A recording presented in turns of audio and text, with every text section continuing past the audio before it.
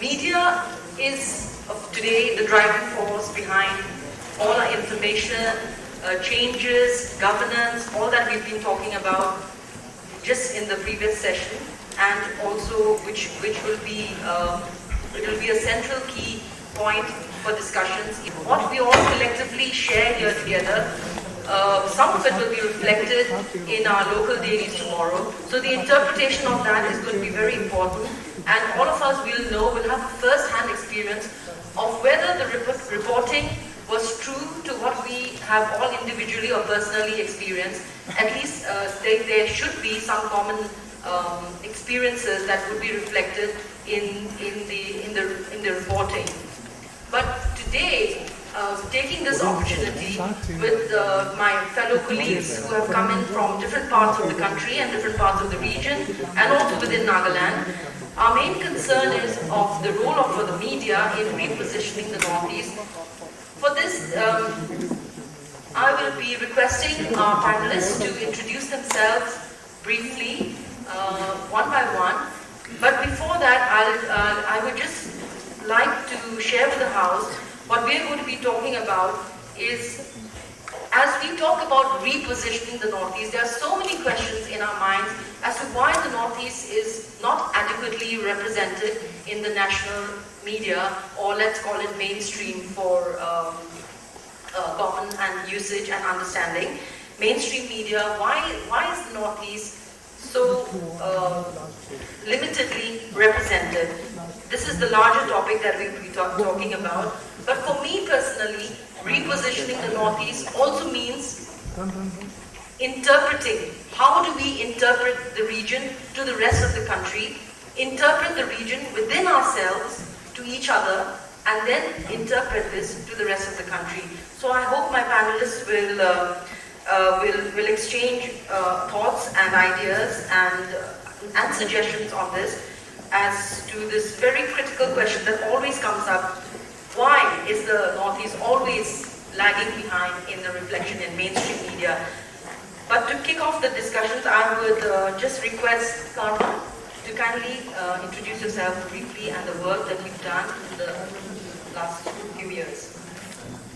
You can hear me? Hi, I'm Karma Paljor. I work with CNN IBN in New Delhi. I anchor some of the shows. I do a show called India Positive also now. That's one of the shows that I do regularly. I anchor all the current affairs shows on CNN IBN. I've been with them for 6 years. Before that I was with CNBC. I am the business editor and also editor special features on CNN IBN. Before that I was with Times of India very briefly, where I used to call myself a mercenary journalist of the kind of stuff that I used to do there. So but that was short-lived. I worked there for about 2 years. Thank you. Next, Avalok Langa, Tehelka. Hi, I'm Avalok Langa. I'm a correspondent with Tehelka magazine. And basically for Tehelka, I report primarily on conflict, insurgency and defense. And often I've been asked, because when I joined Tehelka about 2 to 3 years ago, and many people ask me why I chose to report on the Northeast. Because at that time, every reporter looking at what I was looking at wanted to go to Chhattisgarh, meet the Maoists, because that was the happening conflict at that time. But for me, I'm going to slightly go beyond the introduction and just explain why I do this. For me, it goes back to one moment that I had while I was in Delhi, and I had a colleague of mine who was with me from Nagaland who worked with me in NDTV. And we'd gone for a party. I took her to a friend's party where she met my childhood friend. So this is someone I went to school with. We grew up together. Our education background is the same. Our awareness levels should ideally be the same. So he met her and they started a conversation, and he found out, oh, she's a TV producer working in NDTV and is from Nagaland. His first question to her was, so do you need a work visa to be here in Delhi? And she didn't know what to say. She didn't know whether he was joking, to be shocked, to be angry. And I was just a little confused that was it just a bad joke. And I said, no, Nagaland is part of India, thinking I'll correct him. And he said, oh, I'm so sorry. And he's talking with full confidence, thinking he's making very intelligent conversation. He said, I'm so sorry, I was confusing Nagaland with Arunachal. And that's the level of awareness that is there. And I decided that, okay, maybe I should focus on the Northeast, and that's what I do feel that, as all of us I think would say, that the media needs to play a role in spreading this awareness. And I think one of the things that we really need to go beyond, and I have fallen prey to it, and we also use it, are the two terms, mainland and Northeast. Because both these terms not only create a large divide, but project a false image. When you talk about the Northeast, of course it's a region, so you say the Northeast. But when in the media we use the Northeast, and for someone who doesn't understand it, it projects an image of this unified Mongoloid race, which is in one part of the country, and their problems, their identities, everything is the same. If you look at Nagaland itself, you have dozens of different tribes, each with a different dialect, each with different political structures within themselves. So that's the false image that's created in the mainland. And when we say mainland, it creates a false image of this part of the country where the government does care, development does take place, there are no ethnic conflicts, there's no racism, which is not true as well. Parts of the mainland are worse than any part that you would have in the different states here. Thank you, Avalok, for warming us all up to the session that will start soon. And as soon as Yimrian, Arthur, will you please tell us a little bit about yourself and the work that you do? Hi, I'm Yurmian. It's actually spelled wrong in the program. Yes, I work with the Associated Press. I'm based in New Delhi and I've been with the AP. It's more popularly known as the AP. It's the world's largest and oldest news agency. And my work is, I work as a photo editor, which is a bit complicated to explain, but in the kind of let you get an idea of it. The South Asia Bureau is based in New Delhi, and so we have photographers all over South Asia. So we assign them. It's a daily kind of job, it's rigorous, and then the pictures come in, and then I'm a photo editor, select them, and I send them out. It's basically, yeah, it's a simple but rigorous job. Yeah. Thank you. Thank you. Akam from China. More Express asking us, can you finish this? So he's being very, very modest. He's also the editor, managing editor of Morong Express, and it's one of the main local dailies in Kisama, Nagaland, for our visitors. Moju? Hi, I'm Moji from Arunachal. I make documentary films and run a small research center which looks at cultural change, and basically our films look at how the issue of cultural change and kind of transition that's happening in society. So that's. Thank you.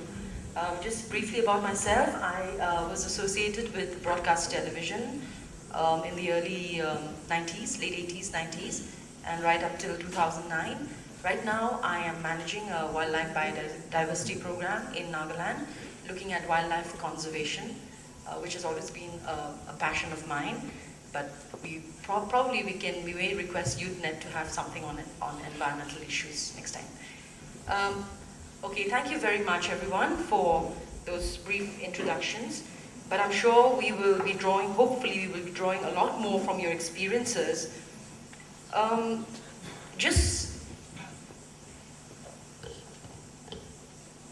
In the present day, news, the face of news has changed so much, a great deal. From the early times till now, it has gone through tremendous changes. Even in India itself, we find that, to take for example, broadcast journalism has changed drastically from what it was in the pre-satellite era to now, where every event can be beamed live. That itself is a great achievement. It also connects everybody directly, but also has a lot of drawbacks. Here we have a collection of people who are associated with television and also with print.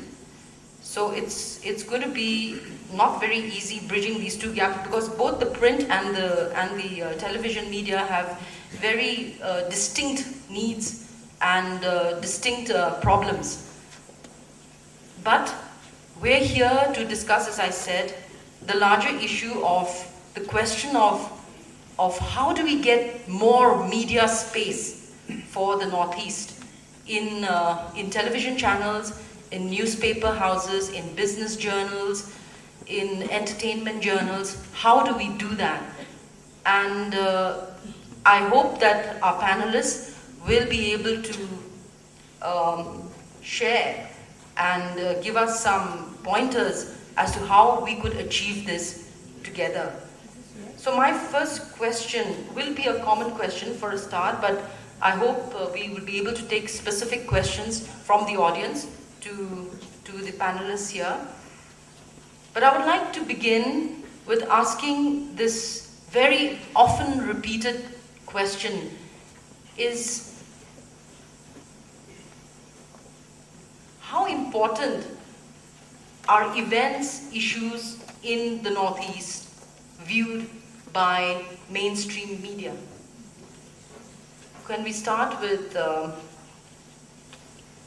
would like to start with actually with CNN IBN, because that is a mainstream channel. You want to hear the politically correct answer, or you want to hear the politically incorrect answer? Huh? What is the difference? The truth? Yeah. Okay, let me balance it out. I might lose my job. I mean, my editor-in-chief, every morning at 10 o'clock, we have the editorial meeting. So every now and then, I take out issues of the Northeast to cover. And we've got an excellent reporter, Arijit Sen. He's a kind of Superman that we have placed in Guwahati. He's everywhere. You know, every time he keeps calling me and says, Karma, this is a story that we need to do. This is a story that we need to do. And sometimes it gets very difficult. Rajdeep often tells me, Karma, it's the tyranny of distance. And it's the tyranny of distance and the infrastructure that is really killing us. And that is what I really wanted to talk to you today. Do we want to cover? Yes, we want to cover. I mean, do we have friends in the media for the Northeast? Yes, we have. Friends like Alok here and Rajdeep Sardesai. He loves the Northeast. He wants to do much more. But the problem is that the distances are so huge. The road networks are so terrible. You know, the connectivity, the flights that connect are so difficult. Yesterday, it took the whole day for me to get here. That makes it very, very difficult for us to report on the Northeast. I died when I could not report on a big fire in a school in Arunachal, where so many children died. I wanted that story to be highlighted. That story could not go, because by the time my reporter could have reached that place, you know, it would have taken at least 2 days. I tried to connect with my army friends to get some visuals. It's very, very disturbing. You know, sometimes when a bus falls off a cliff in Sikkim and 30 people die, it's not reported. But a bus falls off a cliff in Himachal Pradesh, it's immediately reported. If a bus has a similar accident near Delhi or Mumbai, it becomes breaking news, and we have 10, 15 people speaking on it, and we go on and on for 3-4 hours. Yes, it is disturbing, but we also need to connect. I think that's the other part that you'd like to speak on. Would you like to respond? I'd just like to add, I completely agree with Karma's thing, because for us also, every Thursday we have an editorial meeting, and every week you pitch 6-7 stories, a lot of them in the Northeast, and it basically boils down to time, it boils down to the money that's going to be spent, and it boils down to our readership. I mean, because of the logistics, Tehelka, where I write, it doesn't reach all over the Northeast. So then my editor will say, why should I send a reporter? It's costing me so much money to cover this news, which will come anyway 3 days after it's relevant, to someone who's not going to read it anyway. Of course, yes, the rest of the country should know, they should be informed, but it boils down to that. If there are 2 buses, one in Arunachal, one in Himachal, it's about a 6-day journey back to and fro to Arunachal getting the story, or an overnight bus to Himachal and getting that story, and the costs and the readership involved.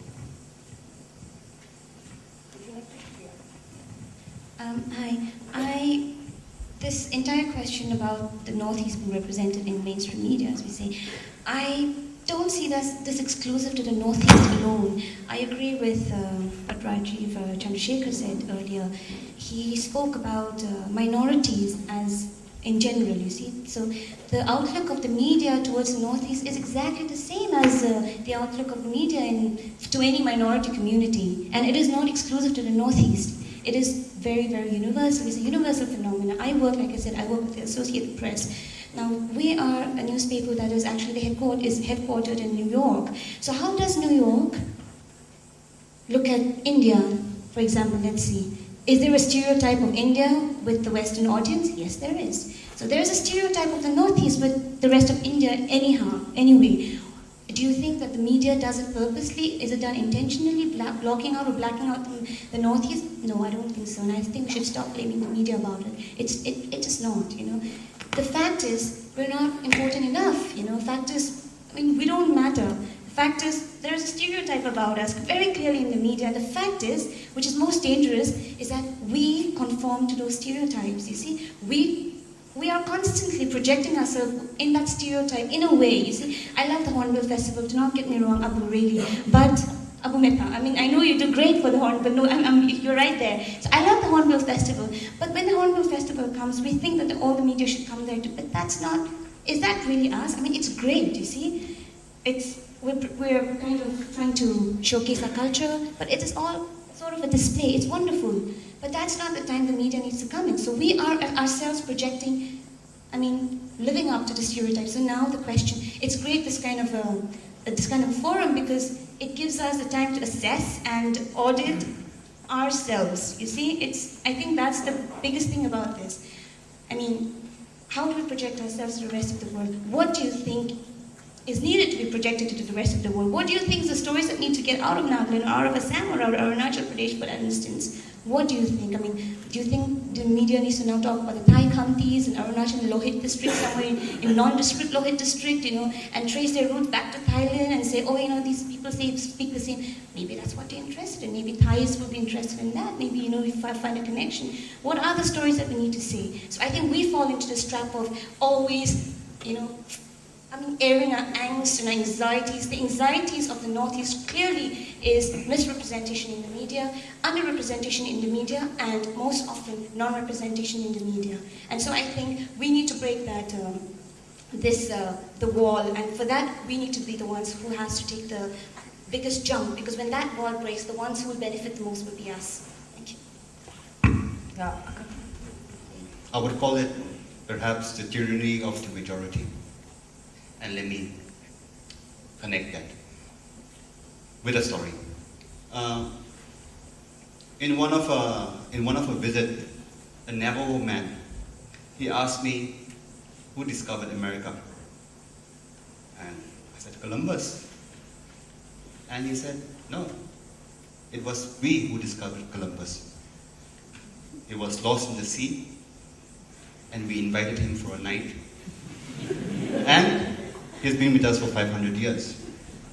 Question is, who writes the stories? And whose stories are being told? And from whose perspective are those stories articulated? The whole notion of national, local presents a dichotomy of the center and the periphery. And national to me means two things, perhaps in this context. One is the issue of brand. It's a national brand, but the content has nothing national about it. And the second is national in terms of the dominant and the cultural other. And history has shown that the cultural other is marginalized, and the stories of the cultural others are often negated. So from that point of view, when we look at national and the local, I think the repositioning has to take place when we start questioning what is the dominant and what is the periphery, and whose stories are being told. And perhaps it has to start with the fact that the local, within a historical, geographical and political context, must become the national, and the national becomes the periphery. We have to ensure that that periphery is not constructed in the way that the present dominant system is applying itself. Yes, Moji, sorry. Yeah, hi. I'd not like to repeat what's been said, that yes, there is less coverage of the Northeast, and the media in what let's call it this media at the center, even Calcutta, they have their limitations. I mean, like they were mentioning, it's about distance, it's about logistics. But I think I want to not harp on that anymore, but look at it from the other perspective. You know, I'm reminded of a Hindi saying. It says, "Jungle mein mor nacha, kisne dekha." You know, this, if I can translate it into the Nagaland context, "Jungle te hornbill nachi se kun dikhi se." You know, like the thing is, if the hornbill is dancing in the jungle, no one's going to see it. If you want the dancing hornbill to be seen by people outside, we need to take the hornbill out of the jungle or go there and film it, right? So what I'm trying to say is that we need to sing our songs. Because the national media has its limitations. They cannot sing our songs. We need to sing our songs. We need to stand up. We need to grab them and say that, okay, this is a story we want you to do. And with the internet, with citizens journalism, with the whole coming of the whole idea of information not being controlled, but there in public domain, with social networking, I think the need really is to turn around this kind of inverse this whole pyramid and say that, okay, of course it's great if you come and cover our stories, but I think what we need to do is we really need to sing our songs. I think that's what I start with. Thank you. I think our discussion is well entrenched. We have a lot of foundations that we can build up on. We've brought up all the issues that are there. We've talked about the limitations felt by mainstream media because of the lack of infrastructure, the cost of money. For a television crew to come in and do a 1-minute story, it's going to cost them 2 lakh rupees minimum. So, I mean, sometimes they question whether that is justified. Then we have talked about connectivity, breaking through the stereotype image that we have of ourselves. We've talked about not always feeling that we are in the periphery, but make ourselves the center of the world, and from there see how we can reach out to the rest of the world. We always see India, the map of India, and we see ourselves in a little corner. Why don't we just shift that a little bit? Bring the whole region into the center and see how we connect with other parts of the world. But to do that, it comes back to us. It comes back to our reportage. It comes back to the quality of writings that we do. It comes back to our curiosity. How can we do it? And I just wanted to ask Akam, since you run a newspaper house, how practical is it, or how difficult is it for you to, while running a newspaper house, to actually clearly represent every state, even in the Northeast, in your paper?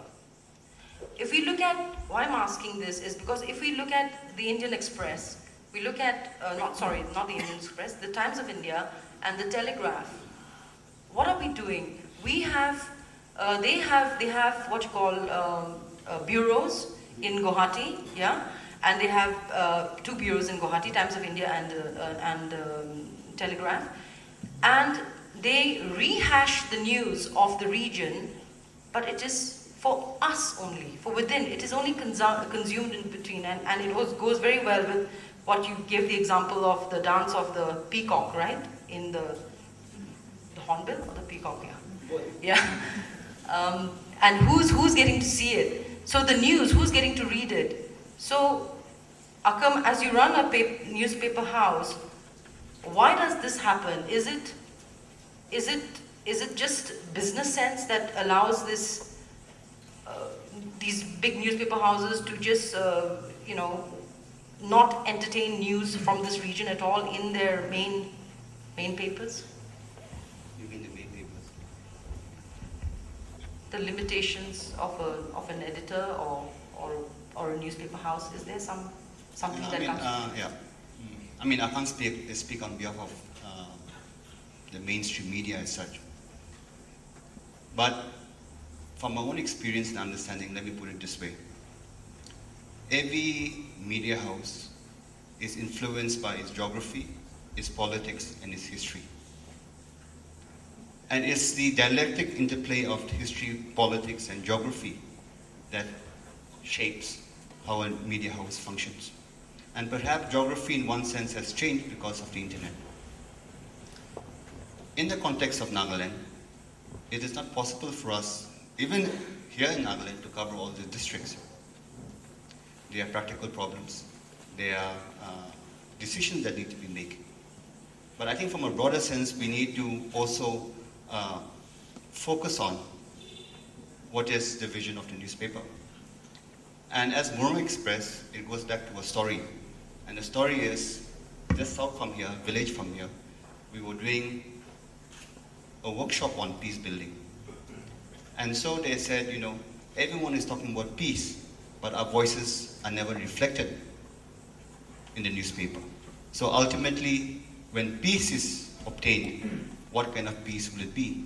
Because the voices of the people are not there. To me, I think it's about feelings and truth. And let me explain that a little bit. Because of the history, geography, and politics, there is tension between feelings and truth. And I think a lot of media houses find it difficult to balance between feelings and truth, because they each cater to certain constituencies. So for instance, a newspaper or perhaps a media house working out of Nagaland, we have to figure out how to balance feelings and truth.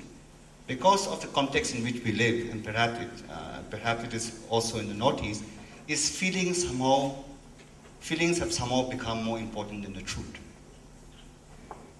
And because feelings have become more important than the truth, newspapers tend to confine their roles based on feelings. And because they operate on the basis of feelings, they become stagnant. The moment they try to operate on the basis of truth, then they're misunderstood. And I think this is even, I think it goes even further than that, especially in times of crisis. And Northeast is always in a state of permanent crisis.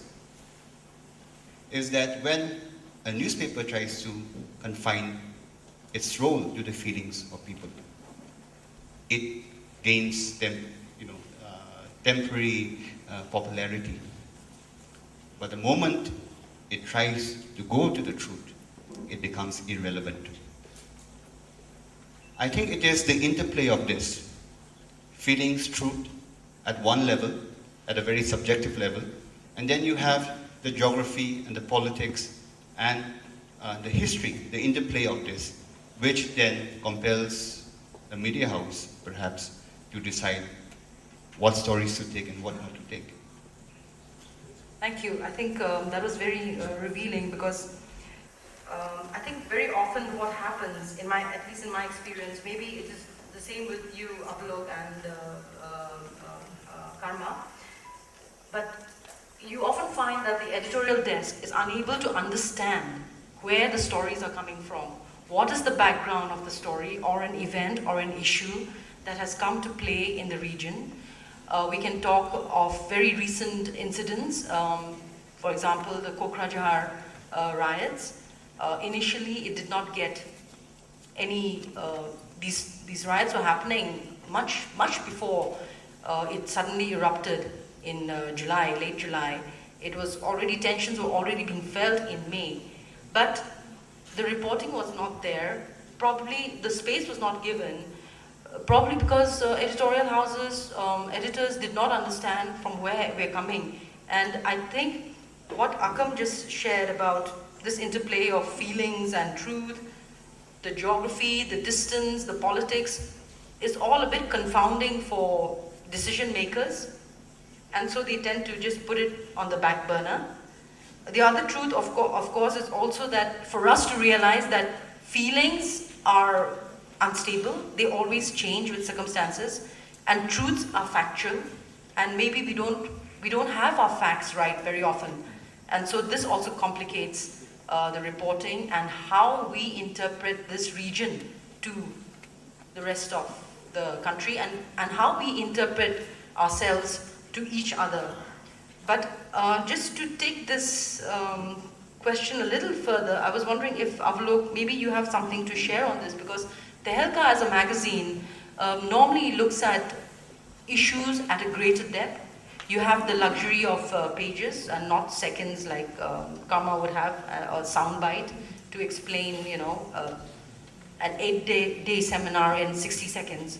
But probably, Ablok, maybe you would like to, whether you support Mr. Longchari's argument, does that also, is that a challenge that you also face when you have to report about issues in the region, and how you are able to, say, get clear an assignment with the editorial desk? How do you do that? I agree with Akam, and I agree with what you're saying in terms of it is, like I was saying, every Thursday is a rabbit fight for every page that you get. And it's got to do with a lot of the problems that you're saying. I mean, in terms of, I'll take an example of the clashes that happened in Assam, the ethnic violence. Of course, it was there for a long time, and because, as you're saying, we're not a TV channel, we're a weekly magazine, we have that week to get into the issue. But again, it was very complex to convince our editor how or what stand or how we should tell the story, because it's an issue which has been there for many years. It comes and goes out of the media. It involves political parties, it involves different interest groups, it involves religious communities, it involves another country. There's so many aspects to the story, and so how do you convince your editor to give you the space to go into the history of, okay, it's been happening start from British period, explain, because someone who doesn't know or understand what has just happened and sees it as an isolated incident, you have to go back. And that's one benefit that we do have being a magazine, is that we're given that space to go back and give a background. And I think that is very important because of what Akam was also mentioning, is because of the geographical distance and also feelings and truth. It applies to a national magazine or a national daily as well, in terms of you're emotionally committed to certain causes, you feel a certain way. So if that comes up, you're like, okay, you get 6 pages for this story, regardless of how important it is at that point in time. And the truth is that maybe, yes, the clash in Assam deserved maybe a cover story, but to convince your editor that why it deserves a cover story, I want 15 pages for it, becomes a battle. It is very tough. But at the same time, yeah, we get space, we get a background. Yeah, just to interrupt, I just wanted to know, out of curiosity, when you write an article, what are the kind of feedbacks? Do you ever get any feedback, say, from the Northeast? When you've written something about issues from the Northeast, do you get people from the Northeast commenting or ideating with you on the article that you have written? Definitely, there's a lot of feedback that does come in. We get mails on the Facebook page, we get responses. And because we write on the, we have a correspondent here, Ratnadeep, who does a great job. So the two of us, we report on the Northeast. So we get a lot of feedback, and it is negative at times, because if you take a stand which is unpopular and you talk about stories which may be true, and but people don't want to hear about it, you get a lot of negative feedback, and you do burn a lot of bridges. But at the same time, you do get a lot of positive feedback for even those stories, because people are like, okay, someone's finally said the truth. So and that's one of the things which makes it easier in the sense is that, you know, if you don't get the feedback, then you're just writing for who you don't know. And if the people who are involved are telling you that this is what they feel, or if you write on a certain issue, they say, okay, no, you know, this is one aspect of it, maybe we need to look into this as well. That really does help our ideation or how we position ourselves in terms of stories, and that lets us know if we're doing a good job or not. And it's the same, it's the same in terms of, we do get a lot of responses from other parts of the country. And I think that that's more heartening, because you have people who are completely disconnected from a situation, writing about what they feel, and, oh, you know, this is a revelation for me, and maybe we can take it this way, or we look at it that way, this should happen. Sometimes you get a lot of criticism that, oh, you know, this is a really bad stand. But at least it's heartening that people are thinking about it. So, yeah. Okay, thank you. Just to take this discussion a notch higher, maybe we could get some suggestions from our panelists here as to how they feel in the present circumstances, in the present scenario of the change of news, or how news is being defined. News will always remain news, in the sense, you know, we define it by the 5 what, where, when, how, why, all these questions. But having said that, everything is almost news now. But fashion, food, travel, anybody can become a writer. and you can hone your skills in writing. You can share this. There's the social media page is there. You can use you can use community radios. You can use journals, feedbacks. There's ample opportunity for all of us to do that. I think the thing is here is we just need to keep writing and writing, more writing from this region. But I was wondering if our panelists here could also suggest, I know, Imri, you, pardon? Here, the Y and the R has to be ancient.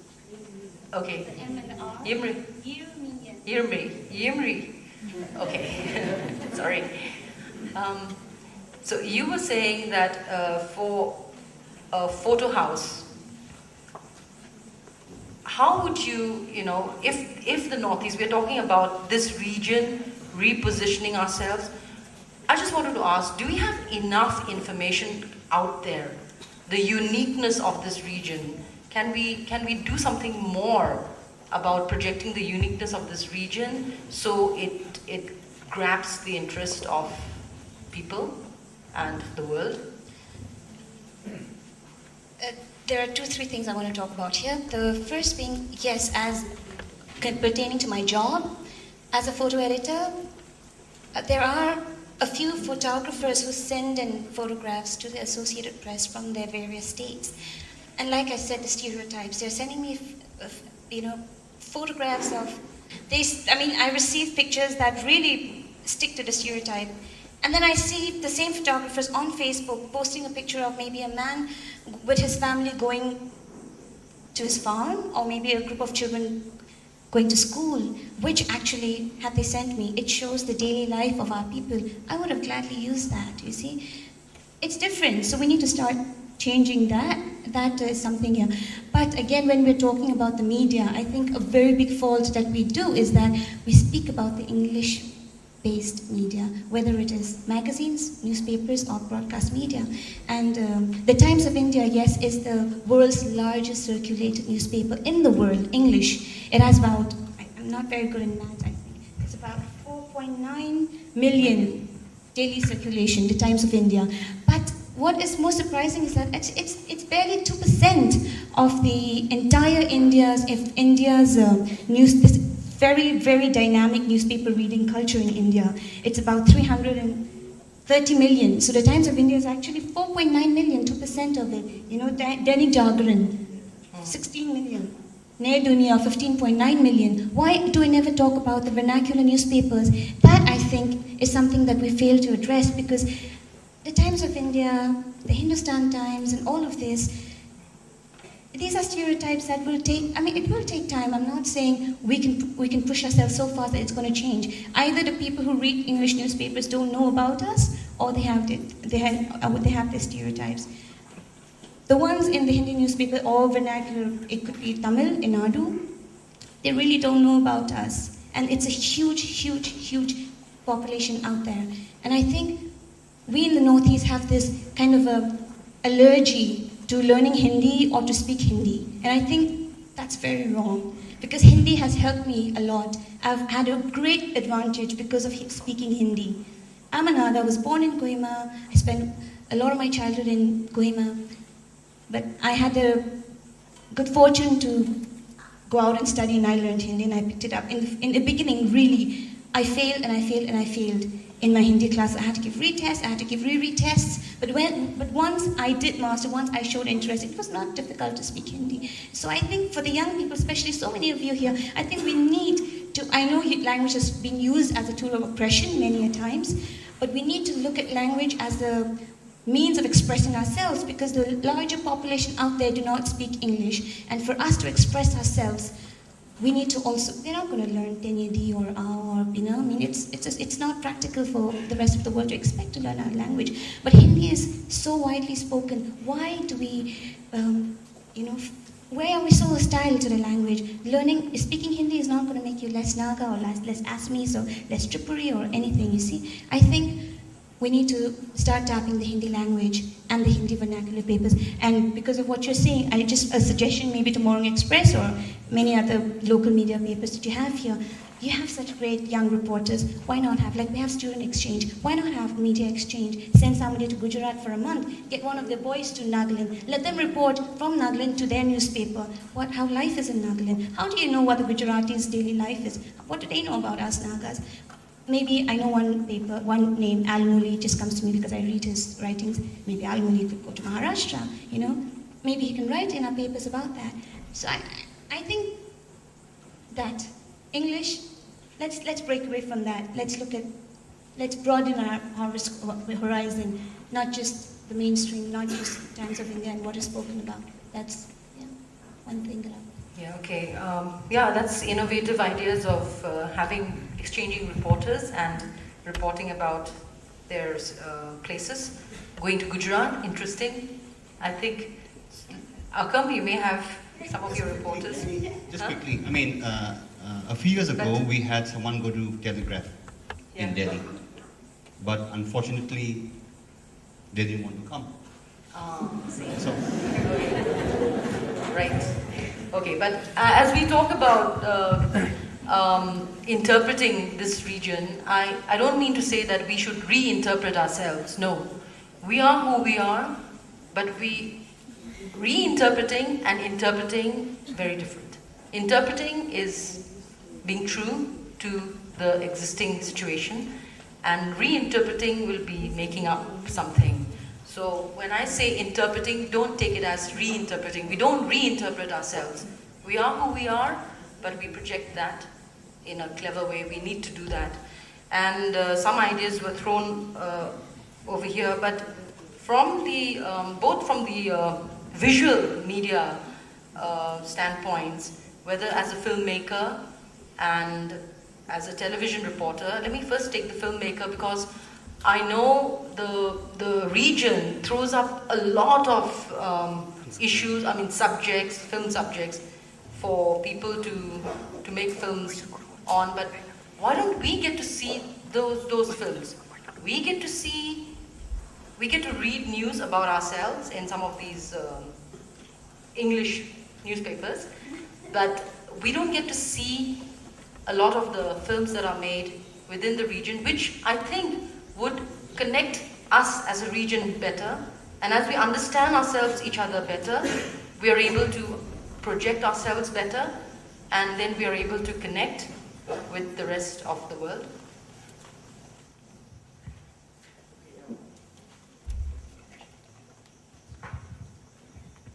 I'd like to begin by asking a very innocent question, which and I'll connect to what you were asking. Are we 8 sisters or 7 sisters and a brother? Anyone would help me with that? Because I really don't know. 7 sisters and a brother? Okay. And how do we know that? No, serious. It's a serious thing I'm asking. Because Sikkim is the land of the dragon. So I guess the gender of the dragon would decide. I don't know. Does it work like that? No, why I ask this question is, the serious thing that we have been, the role of the media that we have been talking about is largely looking at things from outside. What I really want to talk about is what are we doing within us. I would like to latch on to what Hackney was saying about repositioning. I would say that there's very little that we know about each other. The very notion of the Northeast to me is a myth. There is no Northeast. Let's accept it. It's a myth which was created out of a development function. The government of India had a Northeastern Council in 71. 72 we had our 7 different states and union territories, and we were branded as the 7 sisters, and we have somehow lived with that. And so I think the other side of the discussion is, why you asked the question, why don't we see films? I will come back to what I said earlier, because we don't show those films. Because within ourselves, I think there is very little connectivity. I've made a film on the Murungs in Nagaland. I went to Mokokchung, Mopunchuket, but I don't think anyone has seen it here. And that brings me back to the other role of the media that I really want to stress upon, is that, we can do two things about this myth of the Northeast, as of being a Northeasterner. Either we reject it and we say, okay, there's no Northeast, let's each be, because within the region we are Arunachali, within Arunachal I'm Galo, I'm Nishi, in Nagaland I'm sure you're Angami and you're Ao, and in each of the states we have our parochial identities which come out stronger. But when we go outside, so for me the whole term of the Northeast becomes like a marker of victimhood, The government looks at us as Northeast because we are undeveloped. It's like a reverse G7. Now, G8, a group of 8 underdeveloped states. And when we go outside, this becomes a satellite mode where we stick to each other because the non-Northeast bullies are beating us up. So let's get together and beat them back, So it becomes a kind of a marker of victimhood. I think what we need to do is we need to reverse this completely and work with the media. Essentially, so the role of the media, not just how is the national media seeing us, but also how are we seeing each other. So I think we need a lot of media exchanges within the states. And coming to talk about films, see, I don't want to get into the thing about the whole thing about victimhood. The big media, the big brother, really have different priorities. Northeast is not one of their priorities, and I am sick and tired of crying, look at us, look at us. They won't. However much we cry, they have other priorities. The media doesn't go by what we want. It goes by what where their revenues come from. And let's be honest and accept it. So therefore, we have to find channels, alternate channels, guerrilla channels perhaps, where we can therefore network within ourselves, exchange our films. And I think that's where we really need to take a stand in a forum like today, where we commit, kind of a strategy which should be institutional, if I can. There should be an institutional framework where films from the Northeast could be shown in each other's places, where the young people should, you won't know about Arunachal if you don't come and live with me, and if you don't eat my food and smell my, paddy fields. You'll not know Arunachal, and similarly, neither will I know about Nagaland unless I come here. So I think this whole thing about media, we should not just restrict it to what we see on the mass media, but I think also it should be a little bit of interpersonal, where we can actually have exchanges with films. And I think that's where where we need to, as a body, lobby with or engage with governments and institutions, so that the term media doesn't just include mass media, but also the local media in terms of personal exchanges. I don't know if that answers your question, but yeah, I think it starts us off on other discussions, but we'll come to that. I thank you, Moji. I think it's a good idea that we need a portal, a common portal, where we can have these ideas exchange and talk on different issues, in fact, of which are currently happening in every state. Every state has a very different issue to deal with, and I think these are some of the obstacles which confounds, like I said earlier, editors at the desk to really decide whether that is newsworthy, in fact, for the rest of the country or not. I know that we're all kind of agreeing here that we should not look at how much space we get in the media. It is true that at the end of the day, it is economics that drives a television channel, and it is economics that decides on space, even in a newspaper, because obviously 2 columns in a newspaper in Delhi, the cost of that is going to buy you 20 columns in a paper in Guwahati. So we have to understand the delicate economic balances that these media houses have to play. But having said that, I still believe that there is a small window where the region can reposition itself, and I'll just come to you. But Karma, you deal with a 24/7 news event happening all the time. Is there something, or are there difficulties in actually accessing news, correct news about the Northeast? Can we do something about this? Certainly. Shall I answer your question first, why we are the brother? Because if you look at the map of India, Sikkim sticks out like the finger, Might not be the middle finger, I guess. That's one of the reasons why we are the brother, and we are very naughty also. We've not been so naughty. Okay, I've made some points what we can do as far as the region is concerned to reach out. And policymakers are here, so I can make a few suggestions. One, we need satellite link-ups DD is here in every state, but I know because I've tried working with DD out of Ladakh when the cloudburst was there, and the facilities are not too up to mark.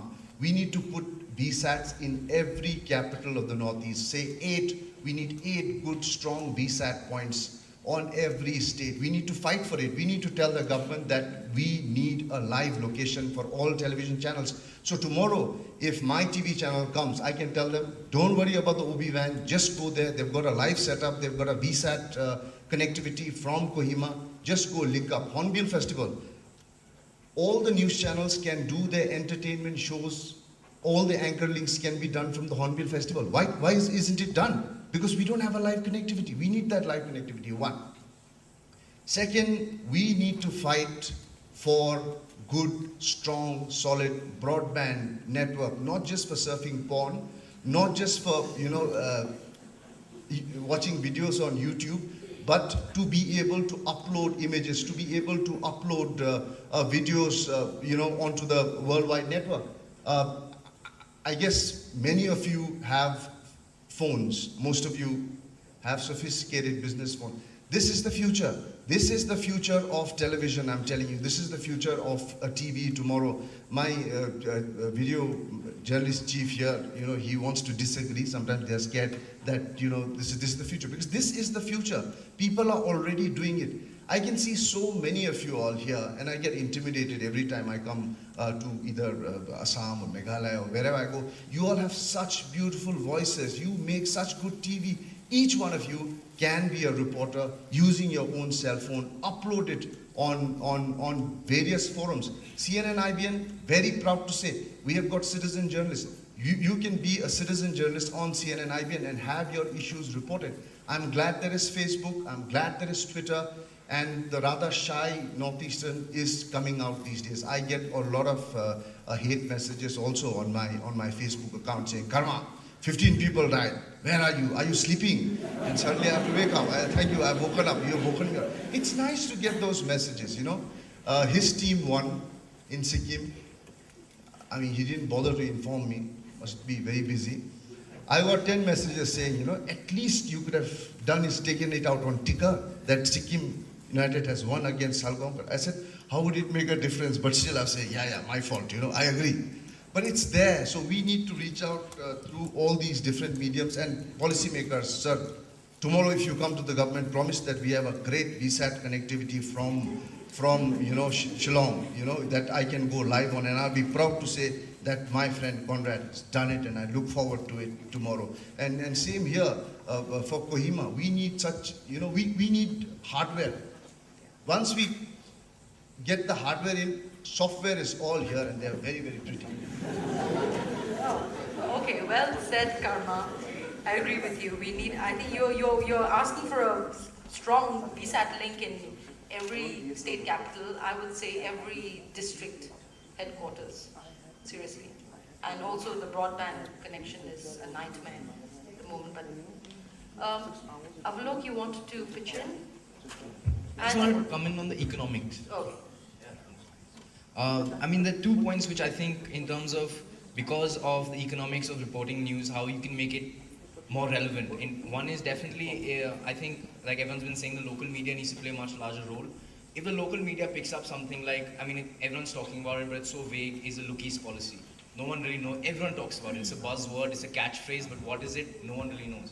But if you have like an initiative where local media picks up and writes editorials about, okay, this is Nagaland, this is the potential with the road coming up, going into Burma, this is what we can produce, this is the potential that we have, this is what we can export.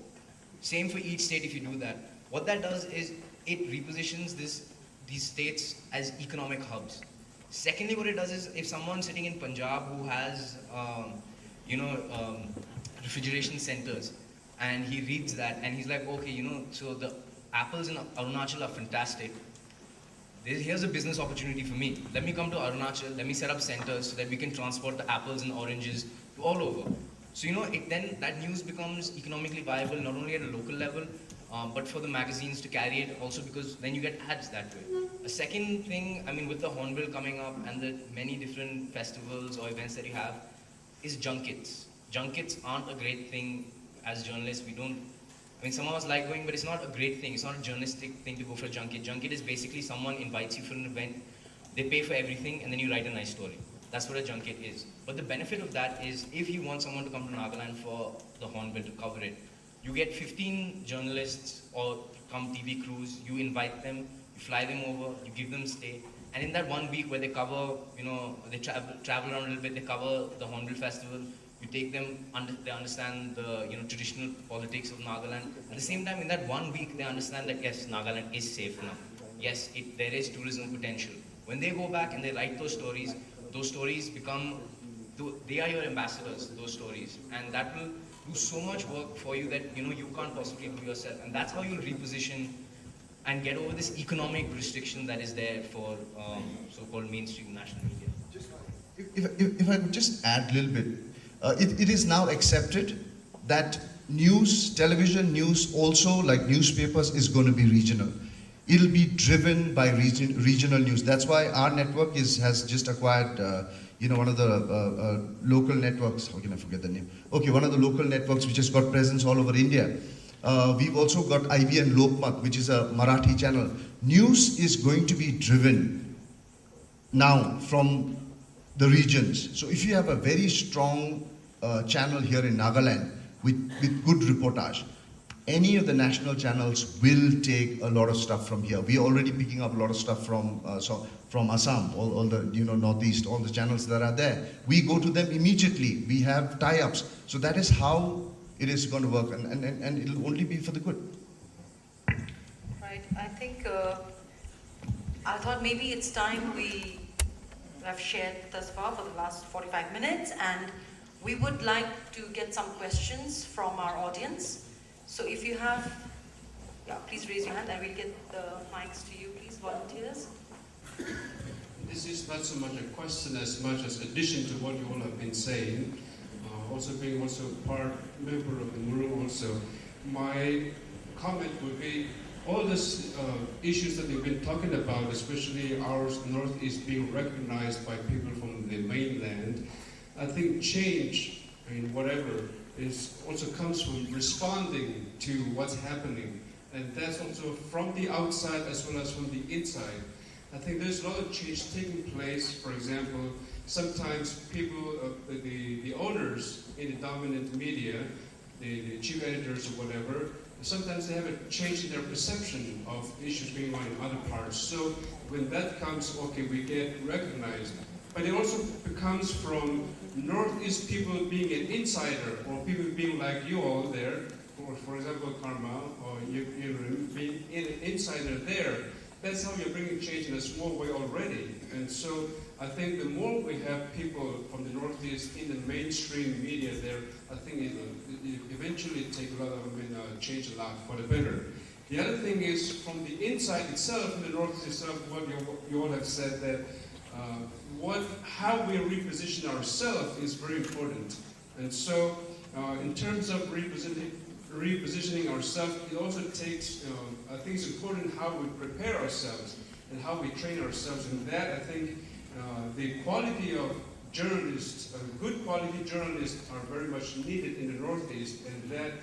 And you all, those who are in the media, how can you foster developing good journalists from the Northeast? I think it's very important, because when there are good stories reported from here by reporters from here, there is a response from the national media, even international media. I don't mean to talk for myself, but one or two of the articles that I wrote, for example, I had people from mainland, people from New York Times, people from reporters from the Southeast Asian correspondents, things like that. So when there are good journalists in the Northeast itself, if you can cultivate those good journalists, I think there will be an automatic responses. Thank you. Yeah, thank you. I think we will be discussing that about reporting. Hi, I'm Kankana. My question is basically regarding the stereotypes of Northeast. In terms of the role that media plays, it also constantly reinforces the stereotype, because Northeast is generally looked as a mosaic of culture and conflict-stricken region. So most of the news stories which come out of Northeast also are related only to that. other, like, yes, like, culture and conflict do play a big part in our lives, but then those are not the only roles which we play adhering to that. Like, there are farmers, there are issues relating to farmers, there are issues relating to climate change, there are issues relating to conservation. So I think in that aspect, the media could, play a big role in the dissemination of information, like, say, connecting farmers' issues from Northeast with the farmers' issues going on around the country, or even in that sense, like, say, issues relating to climate change. Like, the media could play a big role in terms of, like, say, narrowing the bridge between the stereotype which is attached to the to this region that we live in. I mean, I agree. I mean, we keep on, reaffirming the stereotype.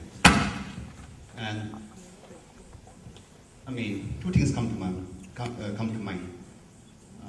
One thing is, I think we need a new language. And when I say we need a new language, I don't mean the spoken language, but a language that is at the center of how we define the world and how we relate with the world. So it should be a language that is empowering. It should be a language where we are no more the victims. It should be a language where we are the makers of our own destiny. It should be a language that does not dehumanize. It should be a language that celebrates the richness of human life within our own local as well as regional context. The second, I think, is we need an imagination. Perhaps we are so confined to the dominant worldview that we have forgotten how to dream. And perhaps we need to rediscover how to dream. And perhaps by dreaming, and perhaps this gathering would sow the seeds of that, is that we need a new imagination, an imagination that helps us to transcend our present realities. So to me, that is how I look at it conceptually. Now, how do we apply it practically? To me, I think it goes back to the structures that we create. Because for me, I look at it conceptually in the sense that when we talk about a vision, an idea, and we try to apply it to real life, we have to create structures that will enable us to make it real. And unfortunately, most of the structures that we have here are structures that cater to the powers that be. This outflow of news is reporting, the quality of reporting. Do you think we could do, I'm sure we can do lots more in that field, and probably you have attempted also in your own way with your reporters? I look at it in 2-3 ways. One is, when we started the newspaper, we didn't have any people coming to us who had a background in journalism, because at that point of time we didn't have an institute. So we had people who were either from the English or political science, or we had people from different backgrounds. That was in 2005. Perhaps the situation has changed today. The second element is, I think a lot of people who are reporting today do not have any formal training, and that's a fact. So the kind of reporting that we have is more of a commentary role. You're just commentating on a particular event, but you're not communicating anymore. So so I think in the case of reporting, we have to shift, and we have to make a paradigm shift from being commentators to being communicators in the context of media.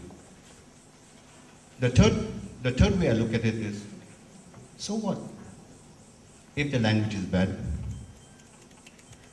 So what if we do not have the right construction of the language, of the English language, but as long as you're getting stories across?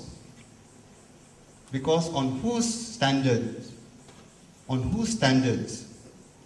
are we conforming to? So it's different emotions. That's very arguable, but yeah, carry on. No, carry on. I normally would not ask a question, but since this is the first opportunity, I'm getting to question the people who question us all the time. So I thought I will not miss this opportunity. The main point we're discussing today, of course, is about how Northeast is, we need to reposition it and the media's role in it. What Karma mentioned about the infrastructure, I totally agree. You need infrastructure, you need a system in place to be able to enhance it and move it forward. At the same time, I'm sorry, I have a friend from Morang Express. Akam, yeah. So what Akam was also mentioning, that we need to improve the quality of the work that we do, and the lady was mentioning that maybe we need to send the right pictures and the right story.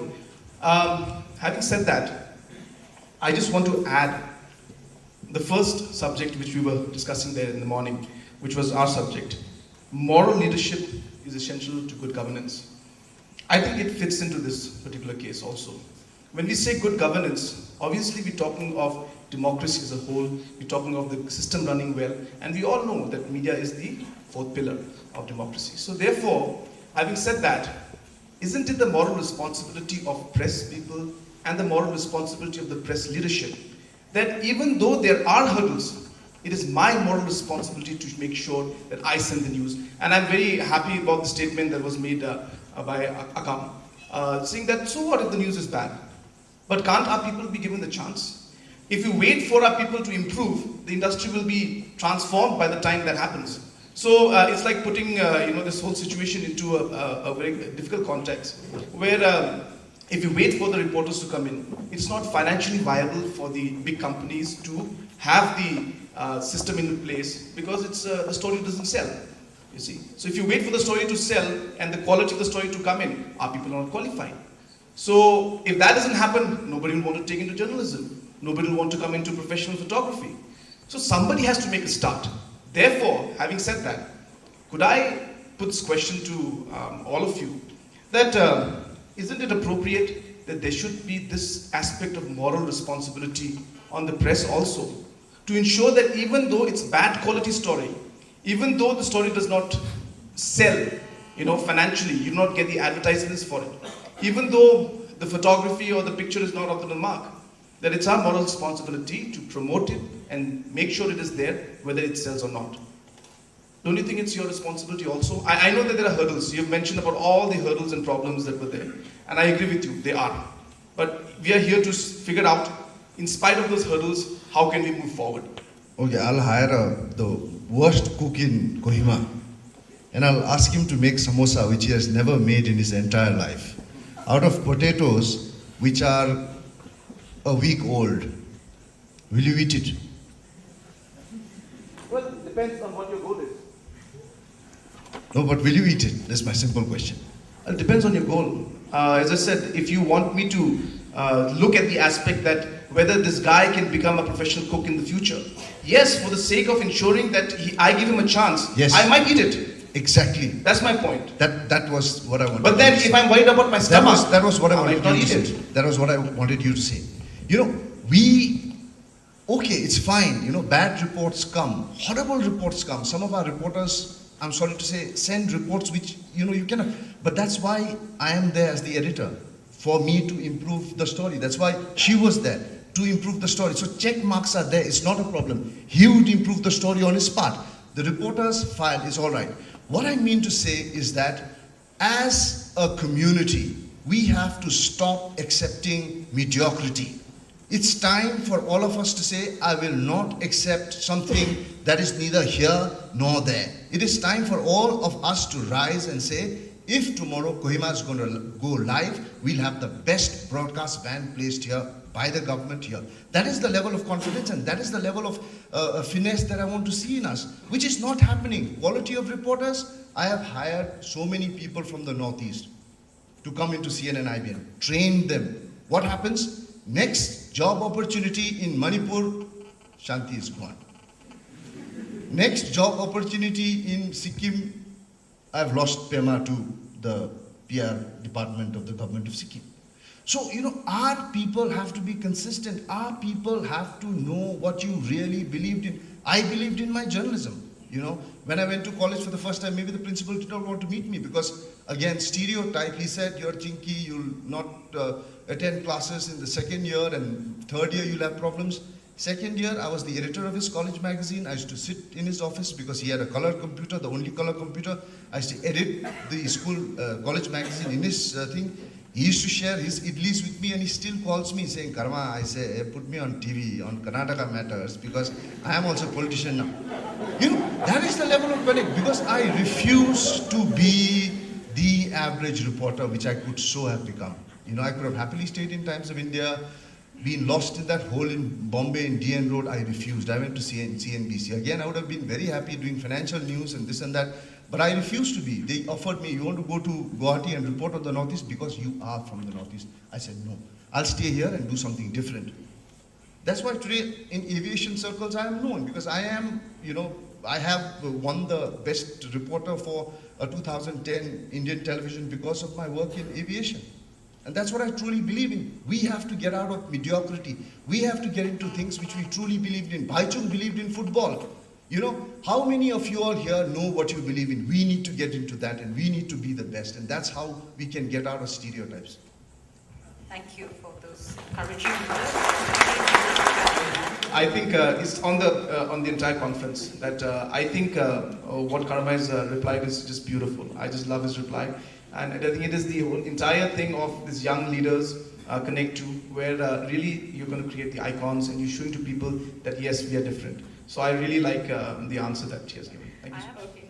No, but coming back to repositioning, I think another way that we could reposition ourselves is also in the subjects that we take up, in the kind of stories that we do. Being in Nagaland in the last couple of years, I find that we, in the local media, we don't really report on communities which are not necessarily from the Northeast or from the state, the parent state or host state. We never look at issues of the businessmen, the Marwaris. We don't look at the Bihari community living in Nagaland. And I think it's the same for all the states in the Northeast. And when we get what we thought was a slap on us, what happened in Bangalore, like we all huddled together and it's like, you know, we are being discriminated against. But what are the standards of practice that we put in place in our own homes and in our own states? So I feel that we need to get creative also in the subjects and issues that we report about.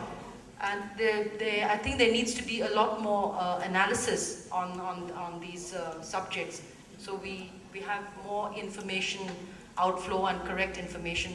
But I would love some more questions before we close with a quick round from all the panelists again. But more questions, please. I'll just, you know, at least 3 questions, right? We have time.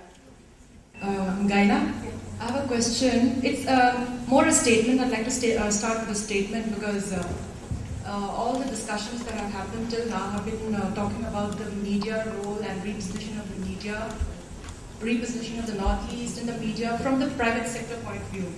And I felt that what was completely not been referred to or what has been addressed is the fact that even the government has a role in repositioning the entire Northeast.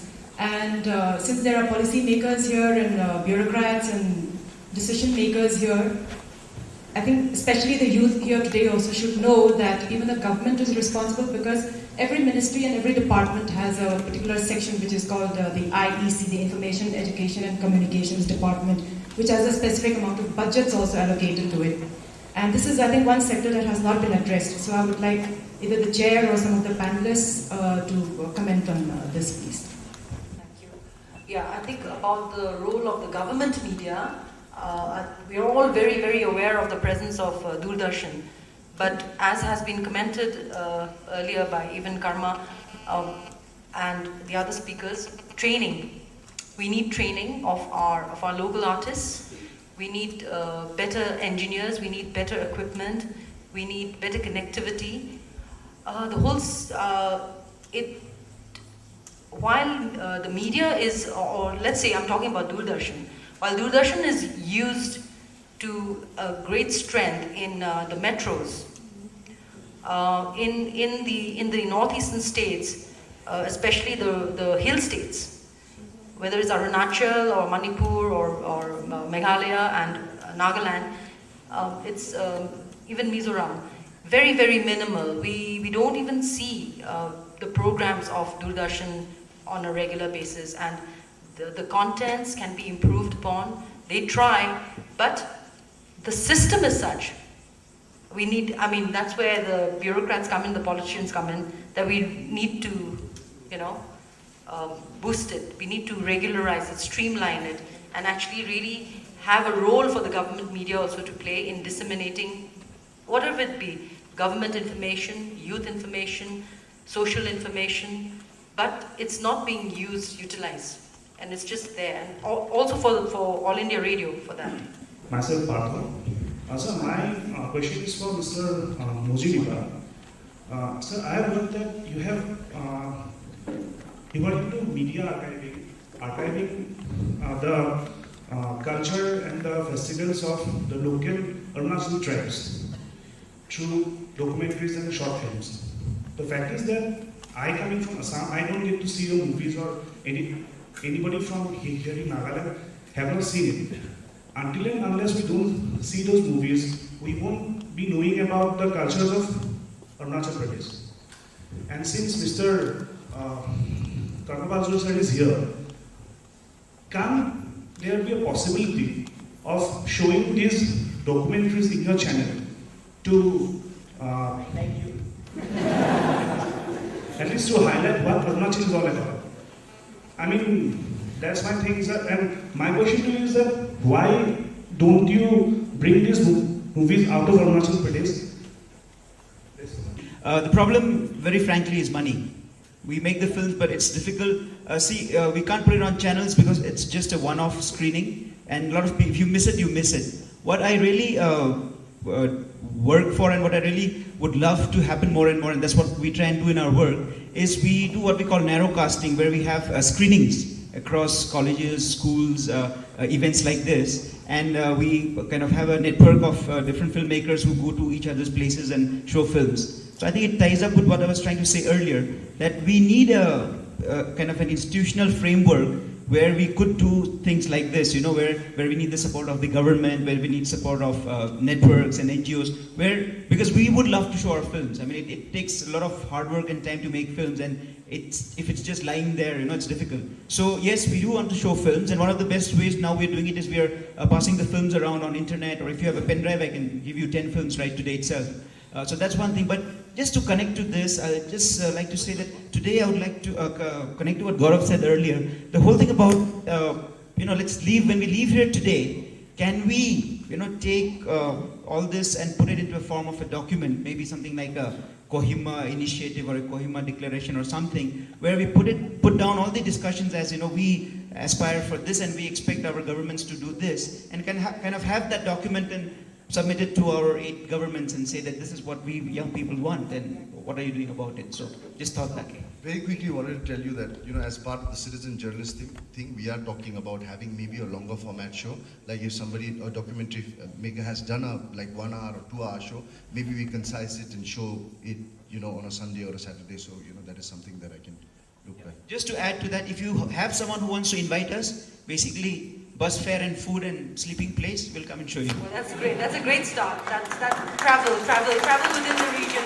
Thank you very much, everybody. I've been, we're like really over time. Just to close, I think we all share on how we can reposition this. It's an effort that's going to take all of us, all our efforts, and we don't keep looking at ourselves as being the victim, but we become the doers. And I think what has been said, we become better communicators, not commentators only. So at the end of this discussion of the role of how we reposition the Northeast in the media, I just want to close with a few words which have inspired me last few years of my life. Every cry for knowledge is a cry for freedom. Every victim of oppression is a victim of ignorance. The cost of ignorance is costlier than the cost of knowledge. Simple-mindedness, we always say we're so simple-minded, from the Northeast. But simple-mindedness is not from God. In fact, the Bible tells us to be wise as serpents and harmless as doves. So on those words, I'd like to close. And thank you very much.